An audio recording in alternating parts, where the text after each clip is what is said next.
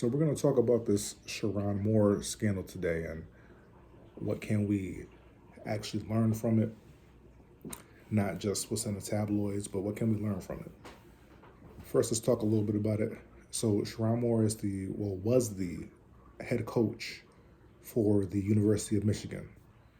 I think the guy was making a 500,000 base salary plus 5 million in extra compensation. I think so. In total, you're looking at 5.5, 5.6 million dollars that he has tragically fumbled by having a long-term relationship, allegedly, with his assistant, Paige Shiver or Paige Shiver, however you pronounce her last name. And it gets a little bit more crazy as you start to look more and more at this alleged affair with her, right? We know that it's an ex-staffer from the University of Michigan, most likely is her, but we got to say allegedly because it hasn't been proven that it's her, at least not yet. I was reading the New York Post quickly a little bit earlier today, and it's still allegedly. So he's having a long-term relationship, and he's a married man with 3 kids, having a long-term affair with his assistant. And he gets fired. It looks like the assistant breaks it off. And then this is where it gets a little bit creepy. He then allegedly breaks into his assistant's house, right, her apartment. And he was stalking her and then allegedly said some things that I don't think I can fully say on YouTube, but you can read the New York Post.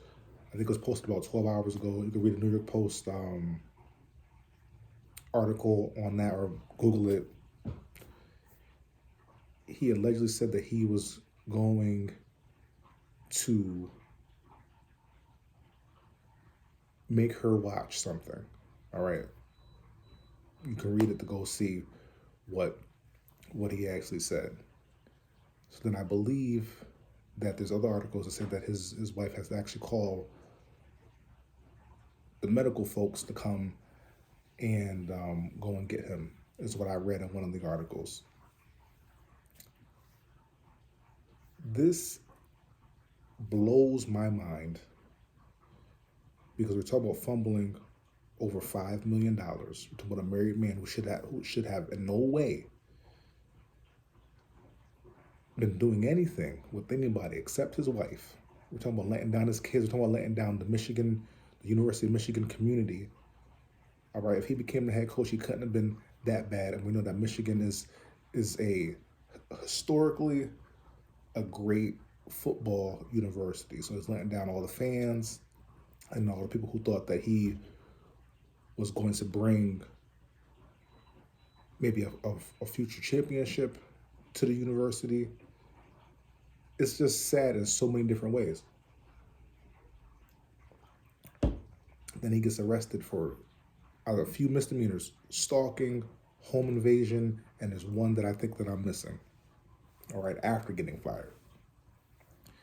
Here's what we can learn about this. Man,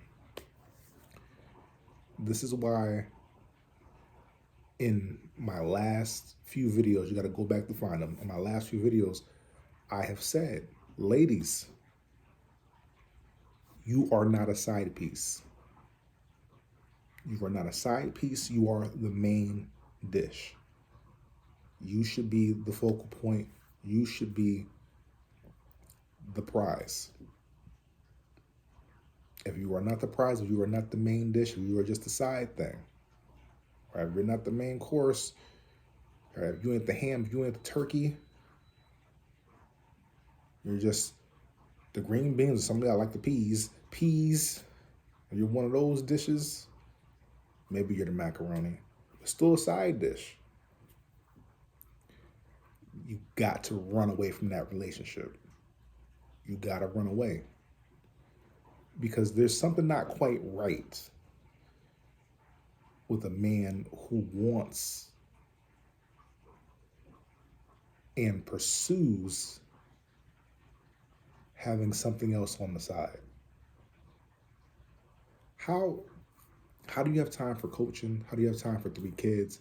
How do you have time for all of your players? These are probably the parents of the players. How do you have time to go to, I don't know what the ages of his kids, but school plays, things for school thing, and how do you have time for all those things and managing something else on the side? A staff underneath you, assistant coaches, offensive coordinators, all kinds of things. People who do the filming for the football. Like, how do you have enough time for all of that? A man that's truly in his purpose, and I've said this before, a man that's truly in his purpose will realize that his time is limited and he has to allocate his time accordingly, all right, to pursue his purpose. So he has blinders on. He doesn't have enough time to pursue anything illicit, to pursue anything nasty, pursue anything gross. He doesn't have enough time for that. That's little boy stuff. That's early teenage, early 20s stuff, depending on how you grew up. If you're from the same hood as me, that's stuff you did when you were late teens, early 20s.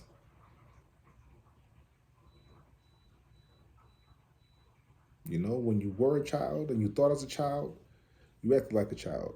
But it becomes a time where you have to put childish things away. And you begin to mature and you realize that this is not the right thing to do. It's not the right thing to do, period, and it's definitely not the right thing to do in the eyes of God, right? So you go deeper. A man of God, a man trying to follow the Lord, is not going to be able to consciously go and cheat and do something like that, because the weight of that is too much. The punishment of that is too much. So he's being held accountable by the Lord. He's been held accountable by his wife. He's been held accountable by his kids. He's been held accountable even by his very purpose, because there's so many other things he has to manage. There's no time for all of that. So someone who has, outside of, we don't know what his relationship was with the Lord, but outside of that, who has so many different things going on and can still go and cheat, there's a problem. There's a major problem. Possible addiction to things like this, possible history of nastiness. If you dig, I'm sure that there's probably some nastiness that you can find going back in his past. There's a problem with that. So it's not just, oh, he wants me. No, it's like, okay, why would this man want me, but only on the side? There's a sickness there. And women, you got to value yourself. And yes, it's on the man, but women, you also have to value yourself enough to say, I'm not going to go there. I'm not going to do that with you, because I know that you're married. I know you got a family. Get yourself together. Let me know what you think about this whole thing in the comments.